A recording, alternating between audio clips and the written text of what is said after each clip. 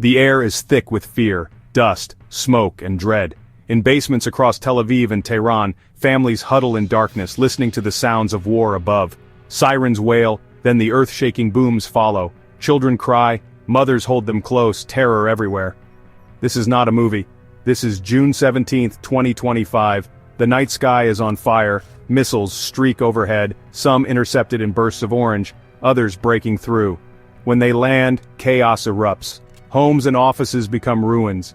The world watches, transfixed by flames and sirens on their screens. Is this the moment we all feared? The start of a war that could spread beyond borders? Leaders scramble, generals study maps, but for families in the dark, only one question matters. Will we survive the night? This is not just another conflict, this feels bigger, more dangerous. The scale, the anger, the fear, everything points to disaster. We stand on the edge of a cliff, the world holding its breath. This is the story of how we arrived at this terrifying night. Two nations, Iran and Israel, now threaten to pull the world into war. The world is watching, hoping not to fall. The sky burns and history is being written in fire. The fear is real, the danger immediate. Tonight the world changes. The question is, how far will it go? The answer lies in the hours ahead. For now, all anyone can do is wait. The world is silent, watching, hoping. This is the brink, this is the beginning. It started with Operation Rising Lion, Israel's massive preemptive strike. Israeli leaders called it a necessary move to stop an imminent Iranian attack. The operation was swift, targeting not just bases but Iran's top military leaders. The message, nowhere is safe. Israel claimed victory, believing it had restored deterrence, but in Tehran, grief turned to rage. Iranian leaders called it terrorism, a declaration of war. The world waited, tense, for Iran's response. Then Iran struck back hundreds of missiles and drones launched at Israel. The goal: overwhelm Israel's defenses, show Iran's reach. The skies filled with fire from both sides. The spark of Operation Rising Lion ignited a firestorm. Now the two nations are locked in open conflict. What began as a targeted strike has become a regional war. The world's fears are now reality. The Middle East is on edge. The stakes have never been higher. The cycle of retaliation has begun. The world holds its breath. To understand tonight's war, we must look back to 1979. Before then, Iran and Israel were not enemies. The Iranian Revolution changed everything. New leaders, new ideology. Iran now saw Israel as an enemy, calling for its destruction. Israel, in turn, saw Iran as an existential threat. The relationship became one of hatred and fear. For decades, the conflict was a shadow war: spies, assassins, proxy battles. Iran armed groups like Hezbollah and Hamas. Israel struck back with covert operations. Each attack fueled more anger, more mistrust. Both sides believed they were defending themselves. The shadow war built a mountain of hatred.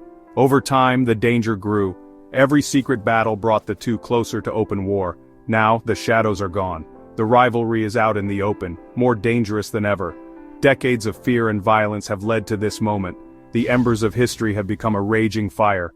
The world is now caught in the flames. Israel and Iran, two militaries, two philosophies.